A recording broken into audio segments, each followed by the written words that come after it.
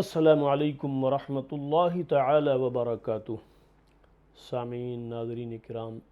یہ خانقاہی درس جو آپ کے سامنے پیش ہو رہا ہے گلشن چشت کے تحت، میرے سامنے جو کتاب ہے وہ ہے کشف المحجوب شریف، جس کے مصنف ہیں حضرت داتا گنج بخش علی ہجویری رضی المولا تعالی عنہ۔ اس سے ہم آپ کے سامنے درس پیش کر رہے ہیں، اس امید کے ساتھ کہ آپ اسے سنیں گے بھی اور انشاءاللہ العزیز دوسروں تک جو ہے پہنچانے کی کوشش بھی کریں گے، اس نیت و ارادے کے ساتھ کہ نیکی کا کوئی عمل اپنے کسی بھائی تک جو ہے پہنچا دینا، یہ بھی ایک بہت بڑی نیکی ہے۔ خود جو ہے اگر کوئی چیز ہمیں دین کی مل گئی تو حضور نبی کریم صلی اللہ تعالی علیہ وسلم نے ہمیں ذمہ دار بنایا کہ بلغوا انی ولو آیا۔ آج ہم اسی درس کو، اسی سبق کو بھول چکے ہیں کہ جو ہم سن لیتے ہیں ٹھیک ہے ہم نے سن لیا اور اس کے بعد بھول جاتے ہیں، لیکن جس دن ہم نے یہ بات سنی، جس دن ہمارے علم میں یہ بات آئی تو عزیزان محترم اس دن سے ہمارے اوپر یہ ذمہ داری لاگو ہو گئی کہ ہم اس پر جو ہے خود بھی عمل کریں اور ساتھ ہی ساتھ جو ہے اپنے دوستوں اور ساتھیوں کو بھی عمل کرنے کی ترغیب دلائیں اور کرانے کی کوشش کریں۔ اور اسی لیے تو ہم گزارش کرتے ہیں کہ ہمارا یہ چینل اور اس کے تحت پیش ہونے والے پروگرام اگر آپ کو اچھے لگتے ہیں، بھاتے ہیں، تو جیسا کہ ہر ایک کی گزارش ہوتی ہے کہ اسے جو ہے آپ اپنے یہاں جو ہے محفوظ بھی کریں، سبسکرائب بھی کریں اور دوسرے احباب تک اس نیت کے ساتھ کہ اللہ تبارک و تعالیٰ اس نیکی کام میں ہمارا ہاتھ بٹانے کی آپ کو سعادت اور توفیق عطا فرمائے، تو خود بھی سنیں اور دوسروں تک جو ہے پہنچانے کی کوشش کریں۔ یہ ہم ہمیشہ آپ سے گزارش کرتے آئے ہیں اور کرتے رہیں گے کہ نیکی کی بات سن کر اور سمجھ کر خود اپنے تک محدود کر لیں، یہ آپ کا ذمہ نہیں بلکہ دوسروں تک پہنچائیں، یہ آپ کا حق اور فریضہ ہے۔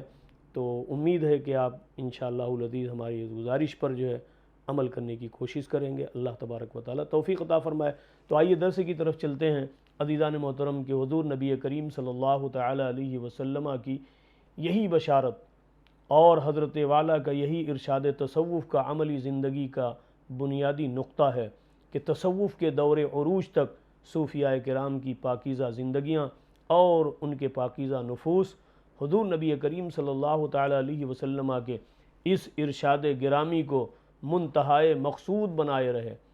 یعنی اپنے زندگی کا نصب العین بنایا، اور یہی بے سر و سامانی ان کا سرمایہ زندگانی تھا، اور الفقر فخری ان کا تاج شاہانہ بن گیا۔ تو آج جس دور سے ہم اور آپ گزر رہے ہیں عزیزان محترم، سبق کا خلاصہ آپ کے گوشے گزار کروں کہ آج ہم تمام طرح کے اسباب اور وسائل، جیسا کہ ایک مثال میں زمانے سے چن لیتا ہوں کہ ایک دور تھا کہ محلے میں ایک لینڈ لائن ٹیلی فون ہوتا تھا، تو اس سے پورے محلے آس پاس پڑوس کے لوگوں کا گزارا ہو جاتا تھا کہ بھائی خبر آ گئی ہے۔ اتفاق کریں گے آپ اس بات سے، یہاں تک کہ گاؤں میں بھی اگر کہیں کسی کے پاس جو ایک تھا تو پورا گاؤں اس سے جو ہے لطف اندوز ہوتا تھا۔ لیکن آج جو ہم یہ جو شکوہ کرتے ہیں، گلہ کرتے ہیں کہ ہمارے پاس جو ہے پیسے نہیں، دولت نہیں، سرمایہ نہیں، آپ اسی سے اندازہ لگائیں کہ ہماری نافرمانیاں کتنی تیزی سے بڑھتی جا رہی ہیں۔ اللہ اور رسول کے فرمان کو پس پشت ڈالتے ہیں، اور وہ رب کریم جو اپنے بندوں پر اس قدر مہربان ہے، اس قدر مہربان ہے کہ نافرمانی کے باوجود نہ اس نے ہمارا دانہ بند کیا، نہ ہمارا پانی بند کیا، نہ ہماری جو ہے آسائشوں کو، اور اس قدر جو ہے پیسے کا رونا روتے ہیں کہ صاحب ایک آدمی کے پاس ہم دیکھتے ہیں کہ معمولی سا آدمی ہے لیکن اس کے پاس بھی 3 موبائل ہیں۔ آپ دیکھیں کہ ایک آدمی کے پاس 3 موبائل ہیں اور یہ بغیر پیسے کے زندہ نہیں رہتے، یہ بند ہو جاتے ہیں، ختم ہو جاتے ہیں۔ پھر ہم کیسے کہہ سکتے ہیں کہ اللہ تبارک و تعالیٰ نے ہمارے روزی کو جو ہے روک دیا، بند کر دیا؟ اور یہ ساری چیزیں ناسمجھی اور نادانی، اور اللہ کی بارگاہ میں شکوہ جو لوگ کرتے ہیں، جو پیش کرتے ہیں، بچیں اس بات سے کہ کہیں اللہ تبارک و تعالیٰ پکڑ نہ فرما لے اور کہیں گرفت نہ فرما لے، اس لیے کہ قرآن پاک نے یہ ہمیں سنایا کہ ان بطش ربک لشدید۔ آج جو لوگ سرکردہ ہیں، اپنے سروں کو اٹھائے ہوئے ہیں اور قطعاً جو ہے اس بات کی پرواہ نہیں کرتے، اور بڑے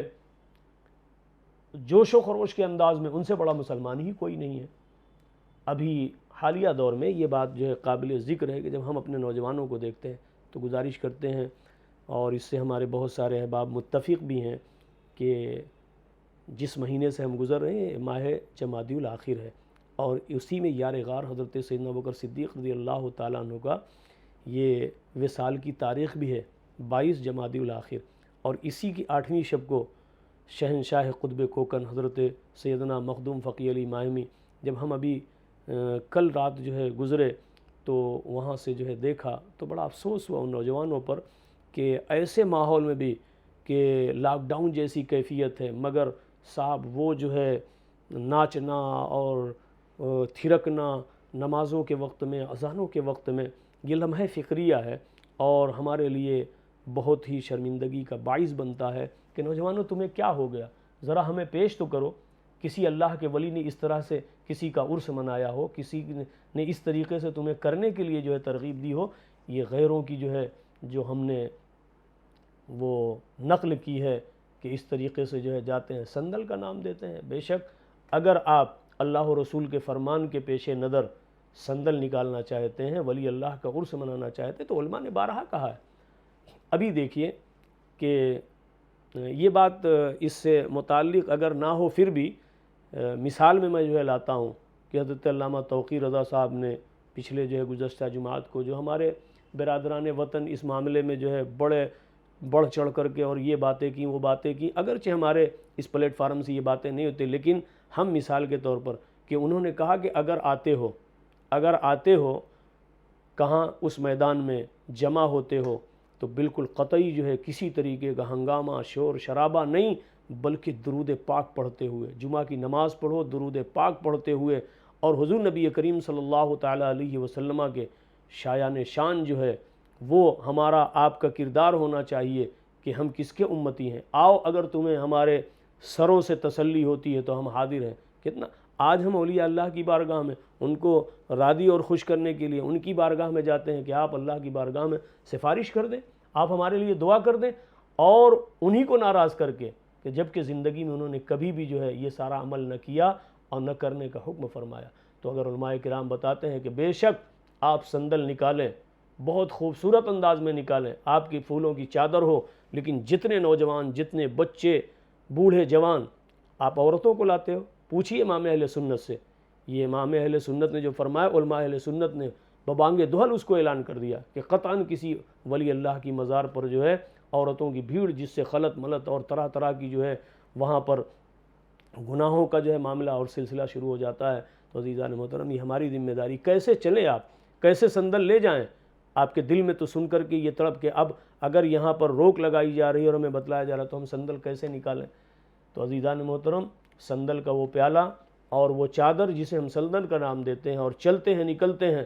خدا کی قسم پورے وجدان کے ساتھ یہ فقیر عرض کرے گا کہ جب آپ چلیں تو دیکھنے والا متاثر ہو جائے کہ حضور نبی کریم صلی اللہ علیہ وسلم کا دیوانہ جا رہا ہے۔ آپ جہاں اذان کا وقت ہو جائے، جہاں نماز کا وقت ہو جائے، سندل کو روک دیں اور نماز پڑھیں، نماز پڑھ کر کے پھر جو ہے نگاہیں نیچی ہوں، باوضو ہوں، اور حضور پر اس سے بڑھ کر کوئی وظیفہ ہے، اس سے بڑھ کر کوئی وظیفہ نہیں کہ حضور کی ذات پر جو ہے درود پاک، اللہ کے فرمان پر عمل کرتے ہوئے جو ہے آپ چلیں۔ ایک دن وہ آئے گا کہ لوگ آپ کی مثالیں دیں گے، جیسے علماء کرام آپ کی جو ہے جو کہتے ہیں ہندی کے لفظ میں بولتے ہیں نندا کرتے ہیں، کل سراہنا کرنے لگیں گے کہ آج ہمارا نوجوان جو ہے سدھر گیا۔ نوجوانوں تم ہی سے التجا ہے، ہاتھ جوڑ کر دست بستہ، کہ اپنے عمل سے اگر اسلام کو تم کوئی عروج اور ترقی کی بات نہیں کروا سکتے تو خدا را لوٹ آؤ، پلٹ آؤ، ان باتوں سے جو ہے پرہیز کرو۔ یہ ہمیں اللہ کے ولیوں نے جو ہے نہ تعلیم دی ہے نہ ترغیب دی ہے، یہ ہم ہوائے نفس کے لیے کرتے ہیں، اپنے نفس کی جو ہے خواہش پوری کرتے ہیں، اور یہی نفس جو ہے جو نفس امارہ ہے، ہمارا سب سے بڑا دشمن ہے، یہی شیطان ہے۔ اس کا مقابلہ کرنے کے لیے حضور نے جو ارشاد فرمایا، صحابہ کرام لوٹے کسی جنگ سے تو حضور نے ارشاد فرمایا کہ اے میرے بھائیو، جہاد اصغر تو تم کر آئے، آؤ ہم جہاد اکبر کی طرف پلٹیں۔ صحابہ چوک گئے، یا رسول اللہ گردنیں کٹی، ہاتھ پیر جدا ہوئے، وہ جہاد اصغر ہے، چھوٹا جہاد ہے، تو ہمیں بتلائیں کہ بڑا جہاد کیا ہے؟ تو حضور نے ارشاد فرمایا اپنے نفس سے۔ ہر ایک میرا بھائی اس کا مخاطب ہے کہ صحابہ کو تو حضور نے تعلیم دینے کے لیے، ورنہ ان کا عمل ایسا نہ تھا کہ صبح قیامت تک کے لوگوں کے لیے جو ہے یہ نمونہ بن جائے۔ پیغام عمل ہو جائے، تو آج اگر جو ہے ہم اپنے نفس سے جہاد کریں تو آپ کہیں گے کہ بھائی آپ کی باتیں ہم نے سن لی، بہت اچھی لگی، ہم نے اتفاق کیا، لیکن ہم تو مولانا نہیں، کس کو جائیں روکنے، ہم تو مولانا نہیں، کس کو جائیں سمجھانے۔ تو اس فقیر کا یہ جملہ جو ہے دل کی تختی پہ نوٹ کریں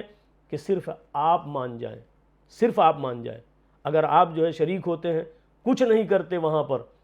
تو دیکھنے تو جاتے ہیں نا، تماشائی بھی نہ بنے۔ آپ اگر تماشائی بنتے ہیں تو اس میں ایک آدمی کا اضافہ ہوتا ہے۔ اب بات آپ کے عقل و دماغ میں آئی ہوگی کہ میں کہنا کیا چاہتا ہوں، تو عزیزان محترم آپ اپنے آپ کو سمجھا لیں، اپنے نفس کو سمجھا لیں،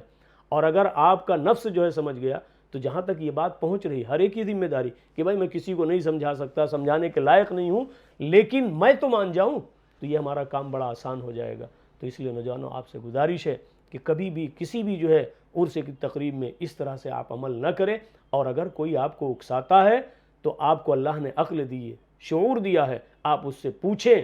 کہ بھائی ایسا شریعت اسلامیہ نے اجازت دی ہے، اللہ کے رسول صلی اللہ علیہ وسلم نے کیا کرنے کا حکم دیا،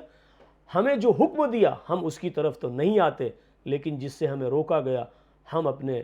نفس کی پوجا اور پرستش میں لگے ہوئے ہیں۔ یہ اللہ کے ولیوں کے ماننے کا مزاج نہیں۔ میں بالخصوص ان لوگوں سے کیا گلہ اور شکوہ کہ جو کرتے ہی نہیں، مانتے ہی نہیں، میں اپنے ان احباب اہل سنت والجماعت کے نوجوانوں سے گزارش کروں گا کہ قطعاً جو ہے ہرگز جو ہے آپ ایسا عمل نہ کریں کہ جس سے کوئی بدنما داغ اسلام پر لگے۔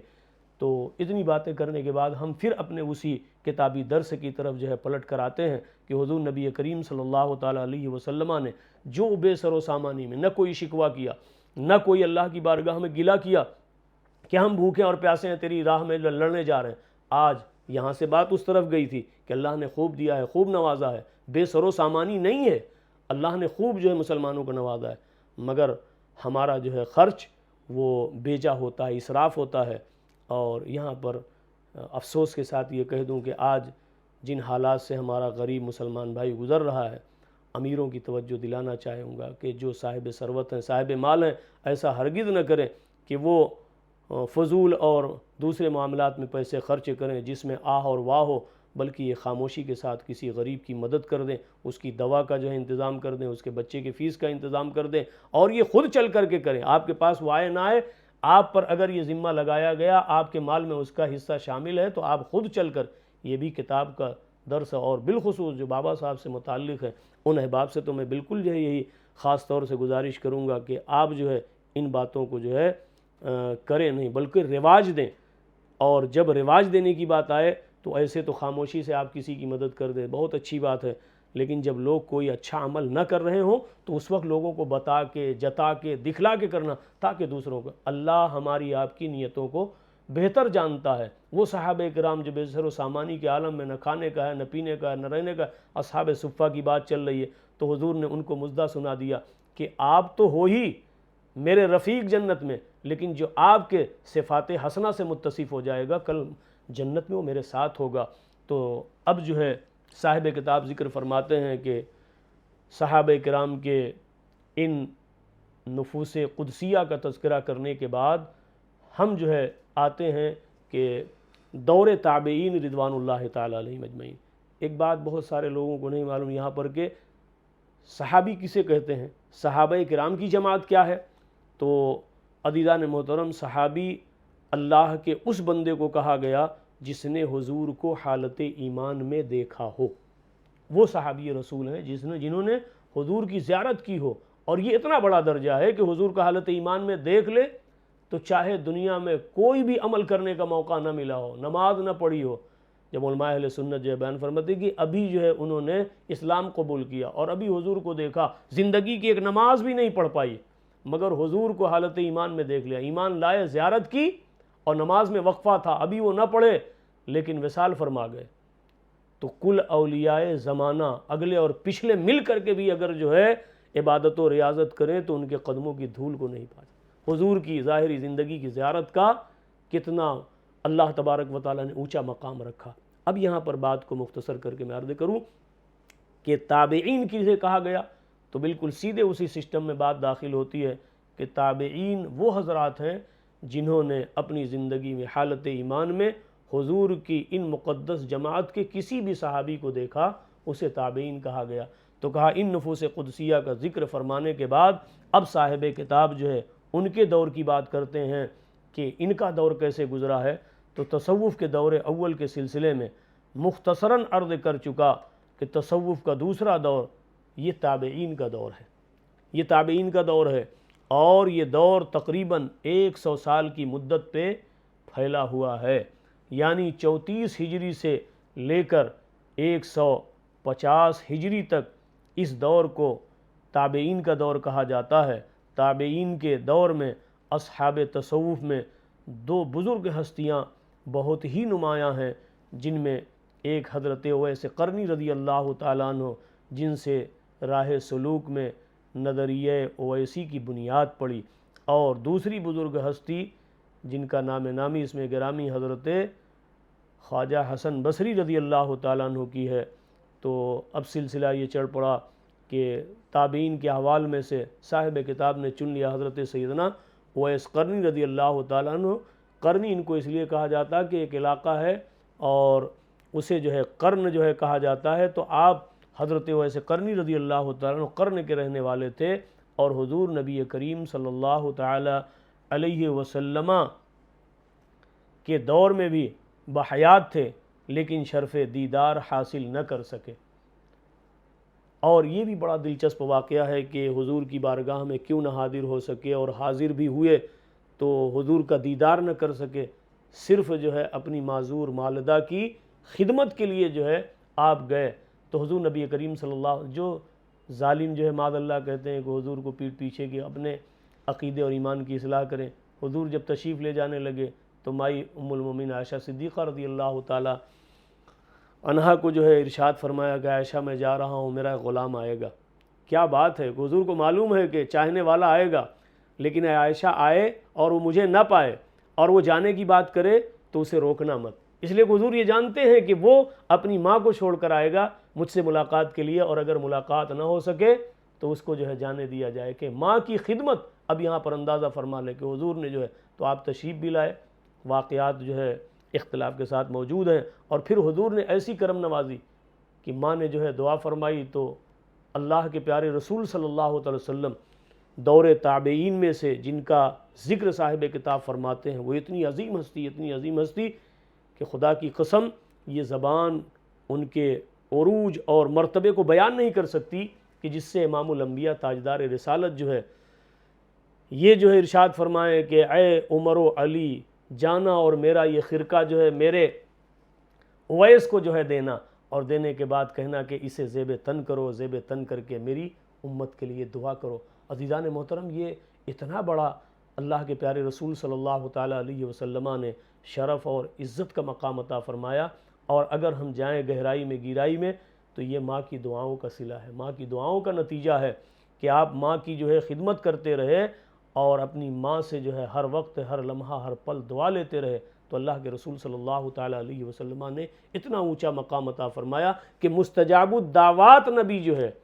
کہیں کہ جانا اور انہیں جو ہے یہ میرا خرقہ میرا جبہ دینا، کہنا اسے پہن کر جو ہے رب کی بارگاہ میں میرے گنہگار امت کے لیے دعا کرے. تو یہ بڑا عزت و شرف کا مقام ہے جو صاحب کتاب نے جو ہے آپ کا ذکر یہاں شامل فرمایا. محبت رسول صلی اللہ تعالی علیہ وسلم کا یہ عالم تھا کہ حضور نبی کریم صلی اللہ تعالی علیہ وسلم کا سلام پر عظمت حضرت عمر رضی اللہ تعالیٰ عنہ نے حج کے موقع پر آپ کو پہنچایا. آپ کے متعلق بہت سارے واقعات تاریخ تصوف میں موجود ہیں. محبت رسول اور یاد الہی میں آپ کی وارفتگی کا یہ عالم تھا کہ آپ جنگلوں اور ویرانوں میں پھرتے رہتے تھے. جب لوگ روتے تھے تب آپ ہنستے تھے، اور جب لوگ ہنستے تھے تو آپ رونے لگتے تھے. عزیزان محترم، مختلف واقعات ہیں اور مختلف آپ کے زندگی کے جو ہے وہ شعبے اور وہ باتیں جو ہمارے لیے نمونہ ہیں، درس عبرت ہیں. کہ آپ دیکھیں کہ اللہ کے پیارے نبی حضور سید عالم صلی اللہ تعالی علیہ وسلم نے جبہ مبارک بھی عطا فرمایا، اور حضرت سیدنا عمر فاروق رضی اللہ تعالیٰ عنہ نے حج کے موقع پر جو ہے آپ کو یہ پیغام پہنچایا، اور سلام جو حضور نبی کریم صلی اللہ تعالی علیہ وسلم نے عطا فرمایا تھا وہ مژدہ بھی جو ہے سنایا.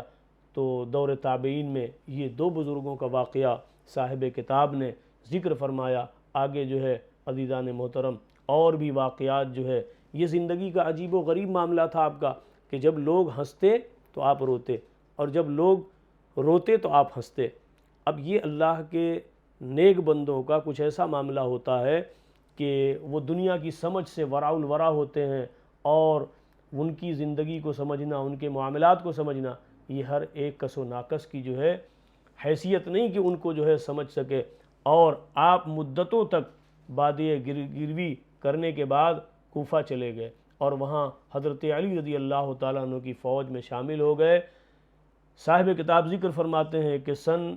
37 ہجری میں جنگ صفین میں جام شہادت نوش کیا، اور حضرت حسن بصری رضی اللہ تعالیٰ عنہ کا صحیح سال پیدائش تو تحقیق نہ ہو سکا، یہ صاحب کتاب ذکر فرماتے ہیں کہ البتہ آپ کا سال وفات 110 ہجری مطابق 738 عیسوی ہے۔ آپ مشہور تابعین بزرگوں میں سے ہیں، آپ کو بھی بکثرت صحابہ کرام رضوان اللہ تعالی علیہم اجمعین کا فیض محبت حاصل ہوا۔ زہد و ورع، صبر اور خشیت الہی آپ کے خاص اوصاف تھے۔ خضوع و خشوع کا یہ عالم تھا کہ آپ فرماتے تھے جس نماز میں دل حاضر نہ ہو وہ نماز عذاب سے زیادہ قریب ہے۔ اللہ اکبر کبیرہ۔ تابعین میں آپ کے علاوہ اور بھی صوفیاء کرام موجود تھے، لیکن تاریخی اعتبار سے مذکورہ حضرات کا زیادہ نمایاں شخصیت کے مالک ہے اور ان کا کردار ہے۔ تصوف کے بہت سے سلاسل آپ سے شروع ہوتے ہیں۔ اللہ تبارک و تعالی ہمیں جو ہے ان کی قدر و منزلت کو پہچاننے کی، پڑھنے کی، سمجھنے کی سعادت اور توفیق مرحمت فرمائے۔ ناظرین و سامعین کرام، پھر آپ سے وہی گزارش ہے، آپ سے مؤدبانہ التجا ہے کہ آپ بہت نیکیوں کے کام کرتے ہیں لیکن نماز سے غافل ہیں، تو آپ یہ سمجھیں کہ اللہ کی بارگاہ میں بہت بڑی پکڑ ہوگی۔ وہ حصہ پھر شامل کر دوں میں کہ اللہ تبارک و تعالیٰ کی بارگاہ میں جب ہم سب جو ہے پیش ہوں گے تو سب سے پہلے اگر اللہ رب العزت جو ہے پرشت فرمائے گا تو یہ نہیں پوچھے گا کہ صدقہ کتنا دیا، زکوٰۃ کتنی دی، حج کتنے کیے اور روزہ کتنے رکھے، بلکہ ان اعمال صالحہ میں سب سے پہلے پوچھ ہوگی تو جس کی طرف حضور بابا صاحب جو ہے عالم نقاہت میں بھی، آخری ایام میں بھی، آخری وقتوں میں بھی اپنے جو ہے چاہنے والوں کو تنبیہ فرماتے ہیں، جب وہ آواز کان میں پڑتی ہے تو یقیناً جو ہے دل جو ہے رونے کے قریب ہوتا ہے کہ آپ کیوں ڈانٹ رہے ہیں، کیوں جو ہے تعلیم فرما رہے ہیں، کیوں تلقین فرما رہے ہیں؟ اس لیے کہ دیکھ رہے ہیں کہ لوگ نمازوں سے غافل ہو رہے ہیں، نمازوں سے غفلت برت رہے ہیں، تو آپ کہتے ہیں نماز نماز نماز نماز کسی بھی حال میں نہیں چھوڑنا۔ اور یہی ایک عبادت ہے کہ جو کسی بھی حال میں اگر ہوش اور حواس باقی ہیں تو بستر علالت پر بھی، بستر مرگ پہ بھی اگر انسان جو ہے موجود ہے اور اسے اللہ تبارک و تعالیٰ نے چلنے پھرنے اٹھنے بیٹھنے کی ساری طاقتیں جو ہے چھین لی ہیں، اب اگر وہ بستر پہ جو ہے لیٹا ہوا ہے تو عزیزان محترم ہوش اور حواس باقی ہیں تو وضو بھی نہیں کر سکتا، تو وضو کا نائب تیمم ہے، تیمم کرے اور وہ نماز پڑھے۔ اسی سے نماز کی افادیت اور نماز کی اہمیت ظاہر ہوتی ہے کہ نماز جیسی عبادت کوئی نہیں، افضل العبادات ہے۔ سارے احکامات عبادتوں کے اللہ نے دنیا میں نازل فرمائے، لیکن جب باری آتی ہے نماز کی تو رب نے اپنے پیارے حبیب کو بلایا اپنے قرب خاص میں، اور وہاں نماز جیسا تحفہ اپنے بندوں کو عطا فرمایا۔ تو یہ عاجز و مسکین آپ سے گزارش کرے گا کہ نماز نہ چھوٹنے پائے۔ اللہ تبارک و تعالی ہمیں نمازوں کی پابندی کرنے کی توفیق عطا فرمائے، اور میں یہ گزارش کروں گا آپ اپنا اور اپنے اہل و عیال کا خاص خیال رکھیں۔ اللہ آپ کا حامی و ناصر ہو، آمین آمین یا رب العالمین، بجاہ النبی الکریم صلی اللہ تعالی علیہ وسلم۔ السلام۔